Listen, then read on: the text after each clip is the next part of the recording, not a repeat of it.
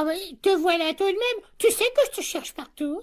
Ah bah, j'étais dans mon bureau, je faisais mon courrier, tu vois. Qu'est-ce qu'il y a? Bon, c'est parce que j'ai quelque chose à te dire. Tu veux pas t'asseoir? Ah, écoute, mon chéri, moi j'ai pas que ça à faire, c'est important. Oh oui, c'est très important. C'est surtout pour toi, quoi. Bon, alors, qu'est-ce que c'est? C'est à quel sujet? Ben, voilà, j'ai pensé que tu aimerais savoir d'où tu viens. Comment d'où je viens? Mais je te le dis, je viens de mon bureau. Mais non, pas ça. Non, comment tu es né? Quoi? Comment je suis né?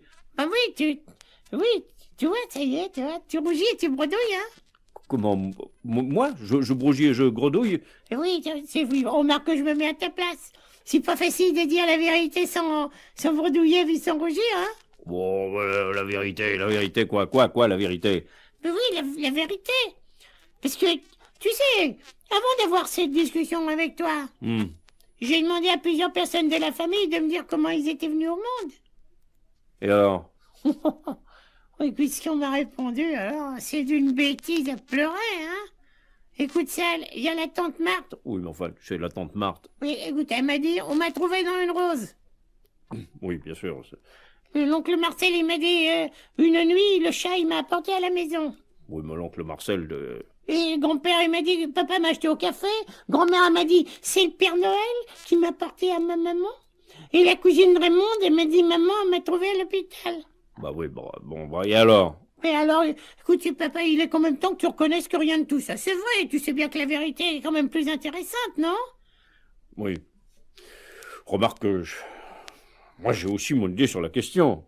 Bon, écoute, c'est possible, mais en attendant, on va commencer par le commencement, si tu veux bien, hein? Alors, la première chose à savoir, Oui. c'est que les petites personnes sont fabriquées par les grandes personnes. Hmm. Les petites personnes sont fabriquées par les grandes personnes. Ah oui. Oui, je m'en doutais, j'avais comme un pressentiment. Alors, ces grandes personnes doivent être l'une une femme et l'autre un homme.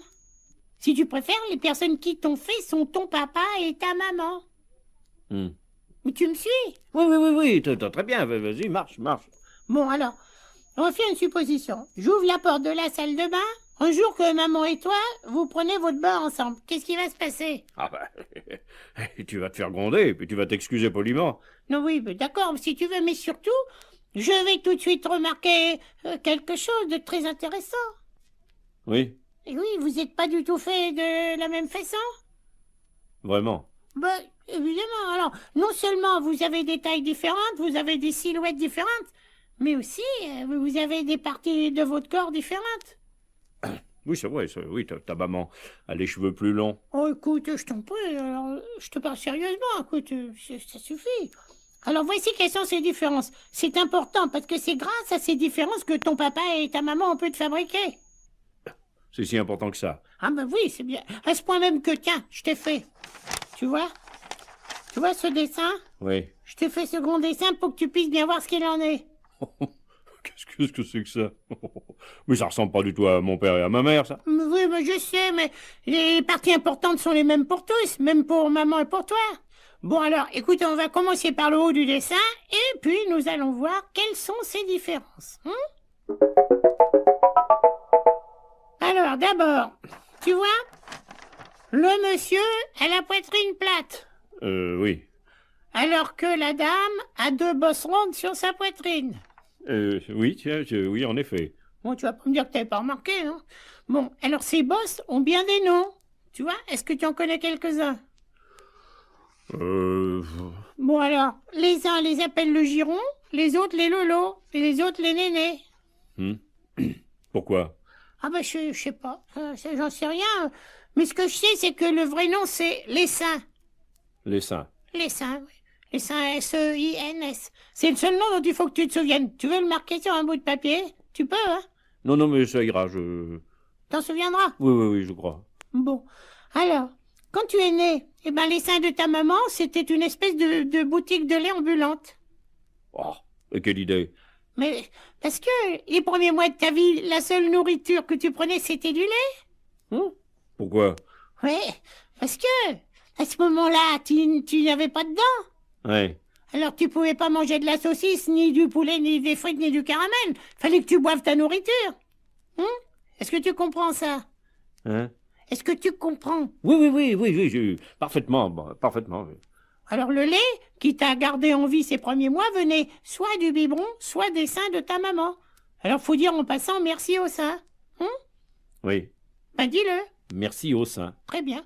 Bon, et puis alors maintenant on continue à regarder le dessin. Mais tu vois, on va regarder un petit peu plus bas maintenant. Qu'est-ce que tu vois? Bah, Tu vois, écoute, si tu étais un temps soit peu observateur, tu remarquerais qu'au milieu du corps, la dame s'arrondit et pas le monsieur. Ah oui, oui. Ah oui, en effet, oui, c'est tout à fait juste. Cet endroit s'appelle les hanches. Et si la dame s'arrondit à cet endroit, c'est qu'il faut beaucoup de place pour le bébé.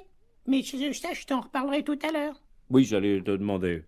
Bon, alors tu veux regarder un peu plus bas maintenant, entre les jambes. Tu vois, le monsieur et la dame ont tous les deux beaucoup de poils qui ressemblent à de la fourrure. Tu y es? Oui, j'y suis. Bon, moi, tu vois, j'en ai pas encore des poils, mais je suis sans inquiétude parce que je sais que j'en aurai aussi quand je serai grand. Bah, absolument, tu y as droit. Maintenant, alors, ce qui est important à remarquer, c'est que l'homme a quelque chose qui pend entre ses jambes que la dame n'a pas. Oui. Nous, les garçons, nous l'avons cette chose, puis elle va grossir, puis elle va grandir à mesure que nous allons grandir et que nous allons grossir. Et comme les seins, tu vois, cette partie qui pend a beaucoup de noms. Enfin, le vrai nom, je te prie de le noter, c'est le pénis. Oui, bah, je le note. Voilà ce que l'homme a pour lui. Bon, alors voilà ce que l'homme a pour lui. Mais la femme, qu'est-ce qu'elle a, elle, entre les jambes? Eh ben, elle a une petite ouverture qu'on appelle le vagin. Très bien. Alors, maintenant que tu as bien noté ces deux mots, Oui. le pénis, n'est-ce pas, et le vagin. Alors, nous allons voir comment on fait un bébé. Alors, ce qui se passe, tu vois, c'est ça. On va imaginer que le monsieur et la dame sont couchés ensemble dans le lit parce que, tu comprends, ça arrive souvent dans le lit. Est-ce que tu sais pourquoi? Oh, écoute, cesse de faire eux tout le temps, tu vois, s'il te plaît. Hein? Bah, je sais pas, moi, je suppose que c'est parce qu'un lit, c'est agréable et c'est confortable. Enfin, je suppose que c'est pour ça. Bon, très bien. Alors, le monsieur aime la dame, tu comprends? Et la dame, elle aime le monsieur. Alors, il lui donne un baiser et elle lui donne un baiser. C'est gentil. Oui, évidemment. Mais écoute-moi. Alors, là, tu comprends, ils se tiennent très fort serrés. Comme ça, tu vois? Tu vois, c'est comme ça. Oui, je vois très bien. Bon. Alors, au bout d'un moment, le pénis du monsieur devient dur et raide et beaucoup plus grand que d'habitude. Ah bon? Et pourquoi? Ah mais, parce que, tu comprends, parce qu'il a beaucoup de travail à faire. Bon, alors, maintenant, est-ce que tu sais ce que c'est que faire l'amour? Bah, c'est-à-dire... Mais ça fait rien, je vais t'expliquer. Voilà, on appelle ça faire l'amour parce que pour que tout commence, tu vois, il faut que le monsieur et la dame s'aiment beaucoup. Ah bon? Oui, c'est une sensation très douce pour l'homme comme pour la femme, parce que lui, eh bien, il aime bien être en elle, et puis elle aime bien qu'il y soit. Oui. Est-ce que c'est clair? Oui, tout à fait. Mais alors là, tu vois, là, c'est une sensation qui est, paraît-il, très difficile à expliquer. Mais enfin, est-ce que tu pourrais imaginer Quoi donc? une chatouille qui te gratouille? Une chatouille qui me gratouille. Oui, si tu vois, si tu peux imaginer ça, c'est un peu ça, tu vois, ça prend naissance dans le ventre et puis ça se répand. Si tu peux imaginer ça, tu auras une petite idée de ce que c'est. Oui, mais tu vois, là, oui, alors là, je commence à voir. Ça devient plus précis. Toi, par exemple, toi, papa, toi qui es très chatouilleux, eh bien, quand on te chatouille, tu te tortilles dans tous les sens. Oui. Eh bien, tu vois, c'est presque ça, sauf que c'est un tout autre tortillement. Oui, bien sûr, je comprends très bien. Tu comprendras encore plus facilement quand tu sauras que ce qu'il y a de plus chatouilleux, c'est le pénis du monsieur et puis c'est aussi le vagin de la dame. Ah, oui, bien sûr. Alors, c'est là que ça chatouille le plus. Voilà. Eh ben, tu vois, quand tu veux, tu comprends. Bon, alors, je te disais tout à l'heure que le monsieur était très amoureux de la dame. À ce moment, de quoi a-t-il envie? Ben, Il a envie d'être le plus près possible de la dame. Bah oui, bien sûr. Et la meilleure façon pour lui qu'il y a d'être très près, c'est quoi à ton avis? Ah bah, je sais pas, moi. Eh bien, c'est de s'allonger sur elle et de glisser son pénis au-dedans d'elle dans son vagin. Alors le monsieur pousse son pénis de bas en haut dans le vagin de la dame et ainsi les deux parties chatouilleuses se frottent l'une contre l'autre. Si tu veux, c'est comme de gratter une démangeaison.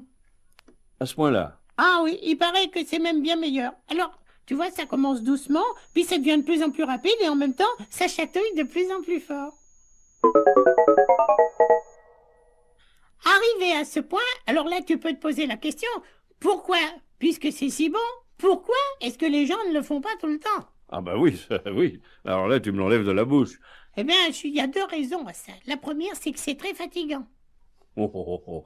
Oh, alors, dans ces cas, c'est quand même pas plus fatigant que de jouer au football. Oh, mais si, oh, si, beaucoup plus. C'est plus fatigant que de courir, c'est plus fatigant que de sauter à la corde, que de grimper aux arbres ou quoi que ce soit. Bah, tu m'étonnes. Ah oui, si tu comprends, c'est à beau être bon, on peut pas le faire toute la journée. Ça, c'est la première raison.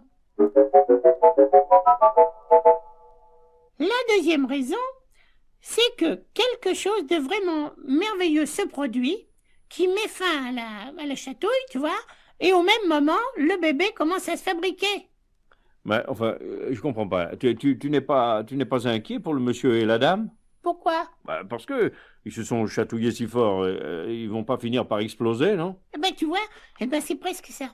C'est presque ça parce que tous ces frottements finissent par un immense frisson d'amour pour l'un comme pour l'autre. Et pour ce qui est de la sensation qu'ils éprouvent, alors là, tu vois, là, c'est pas facile à t'expliquer. Bah, et c'est tout de même. Oui, écoute. Bon, tiens, tu vois comment ça te fait quand ça te démange dans le nez depuis un petit bout de temps et puis que tout d'un coup, tu sais, tu éternues. Oui, oui. Eh bien, c'est à peu près, hein, c'est à peu près du même genre, tu vois. Et au même moment, un jet de liquide un peu épais et collant sort du pénis de l'homme et entre dans le vagin de la femme. Eh bien, tu me croiras si tu veux, mais c'est de cet épais liquide que toi et moi, et nous tous, eh bien, nous sommes nés. Cela s'appelle le sperme. Oui. Eh bien, dis donc. Mais tu en sais des choses. Oh, mais attends, oh, tu sais, c'est pas fini, je sais pas tout dire. Ah bon? Ah non, tu dois savoir, par exemple, que chaque goutte de sperme est composée de centaines de milliers de petits spermatozoïdes. Spermatozoïdes. Spermatozoïdes. Hein? Je me souviens pas d'en avoir jamais rencontré de ma vie. Oh, c'est parce que c'est tout petit. Ils sont tout petits. Bon, il te faudra un microscope pour les voir, et encore, il faudra un microscope très puissant. Oui, mais alors à quoi est-ce qu'ils servent, ces spermatozoïdes? Ben, je vais te le dire. Ou plutôt, je vais te le lire dans mon livre, parce que tu vas voir. C'est vraiment, tu sais, c'est une aventure extraordinaire, ce qu'ils vont faire. Tu vas écouter, hein? Mais je ne fais que ça. Attends, voilà, c'est ça. Après être sortis du pénis de l'homme, les spermatozoïdes se feraient un chemin vers le vagin de la dame, comme autant de petits têtards lorsqu'ils remontent la rivière. Tiens, quelle idée. Attends, tu vas voir. Leur idée, c'est qu'ils espèrent trouver un de ces œufs que la dame a produit au-dedans d'elle chaque mois. Pourquoi? Parce que dès qu'un seul spermatozoïde rencontre un seul petit œuf, tu vois, ben c'est le grand amour qui commence pour eux. C'est ce qu'on appelle la fertilisation. Hein? La fertilisation. La fertilisation. Oui. Et le résultat de cette fertilisation, sais-tu ce que c'est? Non.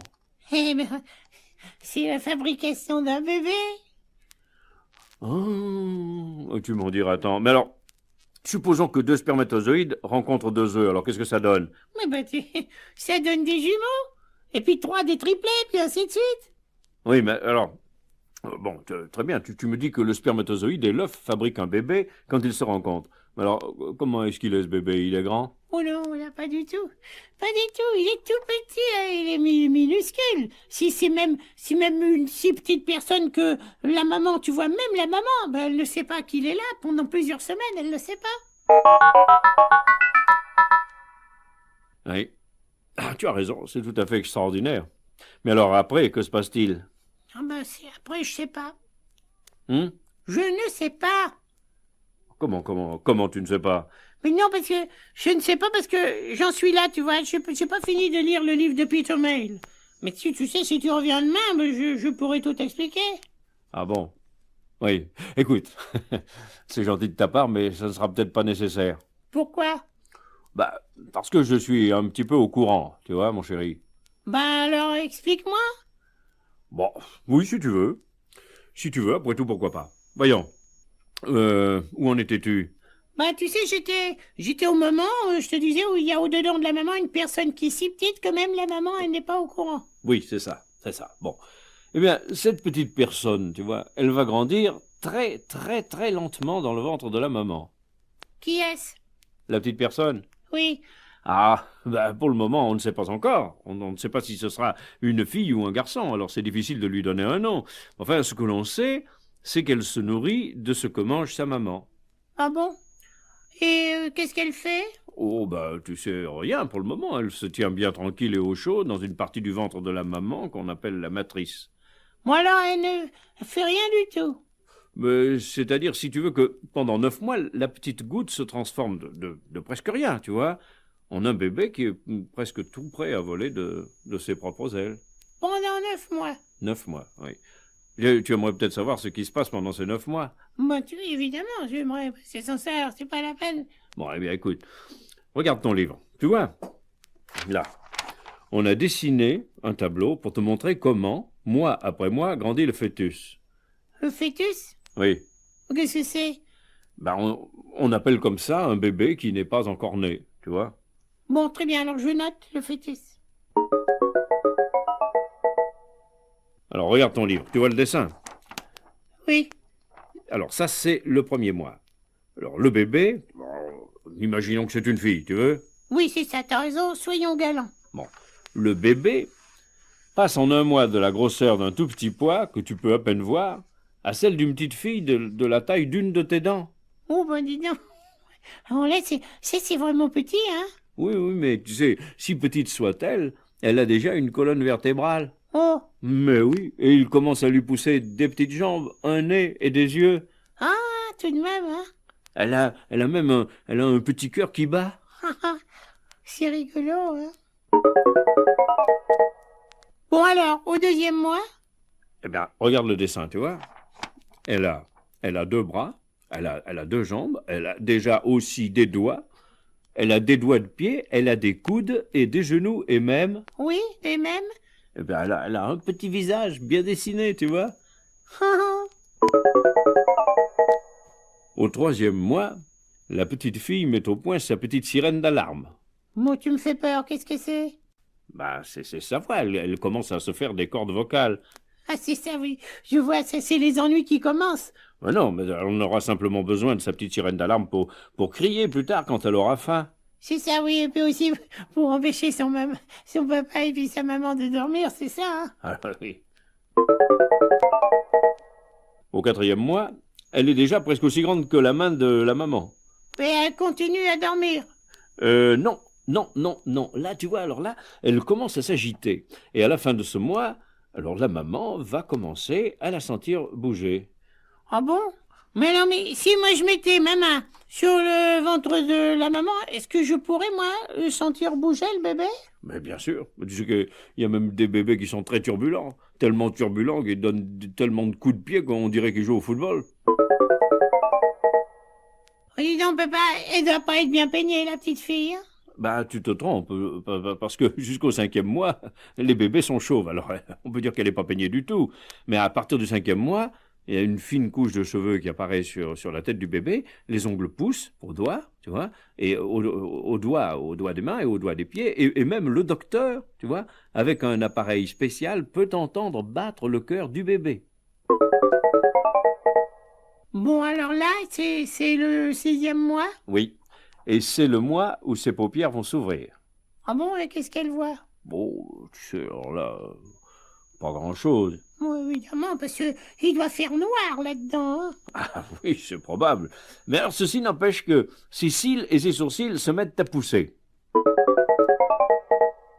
Bah dis-moi, mon cher papa, si elle continue à grossir, alors elle est grande comment au 7e mois? Oh, ouais, c'est déjà un beau brin de fille. Elle est grande comme ton bras, tu vois. Et elle est toute recroquevillée.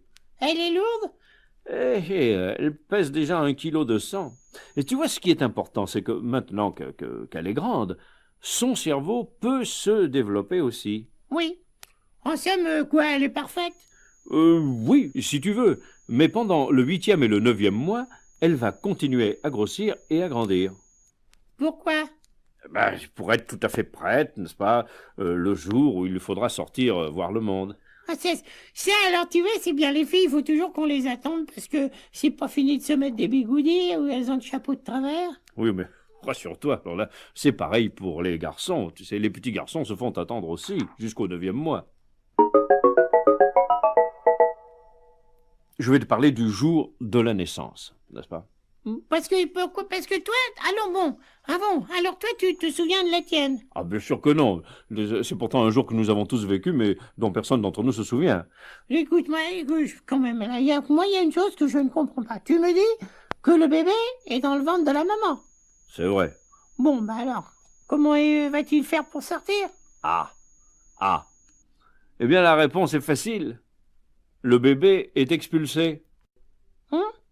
Expulsé? C'est-à-dire? Eh bien, voyons, tu dois t'imaginer qu'au bout de 9 mois, la maman en a assez. De son côté, le bébé est prêt à sortir. Alors la nature commence à tout préparer. Oui, mais enfin bon, prépare, tout ça c'est des mots. Tu es toujours pas répondu à ma question, papa. Mais si, écoute-moi bien. Le premier signe que perçoit la maman, c'est une série de maux de ventre qui reviennent à intervalles réguliers. C'est un peu... Oui, c'est comme des coliques. Oui, si tu veux, oui. Bon, alors, ça c'est ce qu'on appelle les douleurs du travail. Au début, elles sont assez espacées, et puis elles se rapprochent. Et le docteur, lui, il commence à s'activer parce que le bébé est prêt. Oui, ça j'ai compris. Bon, et ensuite? Eh bien, il faut que la maman pousse le bébé en dehors, par l'ouverture entre ses jambes. Voilà, mais comment? Eh bien, elle pousse avec les muscles de son ventre. Mais dis donc, mais ça doit pas être facile, hein? Ah oui, ça, tu as raison, ça c'est pas facile. Et c'est cette dernière partie qui est la plus dure. Quand tu penses combien le bébé est grand, et comme l'ouverture est petite, tu peux imaginer quel dur travail la maman doit fournir. Ah oui, Et ça, ce moment de la naissance, ça s'appelle être en travail. c'est long. Ben, c'est variable, mais enfin, cela peut durer longtemps, et c'est très fatigant. Mais enfin, à la fin, le bébé sort. Ah bon, et qu'est-ce qu'il fait alors? Il sourit? Oh non, oh non, il sourit pas, il est rouge, il est très fâché, tu sais, il hurle comme quelqu'un qui assiste à un match de football, tu vois. Oui, c'est pas très poli quand même de se conduire de la sorte. Mais si, mais ça, tu sais, mon chéri, tous les bébés font comme ça. Toi aussi? Oh, Mais oui, toi aussi, tu as crié quand tu es né. pourquoi? Pourquoi? Parce que c'est une épreuve pour un bébé de sortir ainsi dans le froid, après avoir été pendant 9 mois bien au chaud, tu comprends? Oui, je comprends, oui. Bon, alors là, c'est fini. Pas tout à fait. Parce qu'il reste une dernière chose à faire avant que tout le monde aille se reposer. C'est ça, oui, il faut lui donner un nom. Oui, enfin, si tu veux, mais enfin, il y a autre chose. Pendant les 9 mois de sa vie dans le ventre de la maman, le bébé se nourrissait par un petit tuyau attaché à son ventre. Ah bon? Un tuyau? Oui, c'est ce qu'on appelle le cordon ombilical. Maintenant que le bébé est né, il va pouvoir manger par la bouche. Oui, c'est ça. Alors, par conséquent, il n'a plus besoin de ce tuyau. Voilà, exactement. Et c'est pourquoi le docteur le coupe. Aïe! Non, non. Oh non, non, pas du tout, mais ça fait pas mal. Alors, le docteur noue le bout pour que ce soit plus joli. Et voilà. Voilà quoi? Voilà pourquoi tu as un nombril. Ah bon? Ah bon? Voilà. Parce que mon nombril... Et oui, exactement. Oui. C'est la seule chose qui te reste du tuyau qui, pendant 9 mois, t'a maintenu en vie. Voilà. Voilà, mon chéri, maintenant tu sais d'où tu viens. À quoi penses-tu? Bon, je pense, tu sais, je pense que c'est bien du travail pour obtenir une si petite personne. C'est vrai, mais tu sais, ton papa et ta maman avaient une bonne raison de se donner tant de mal. Laquelle? Bah écoute, tu n'as qu'à te regarder dans la glace. Oh, mais ça, c'est pas la peine. Je l'avais déjà vu dans tes yeux.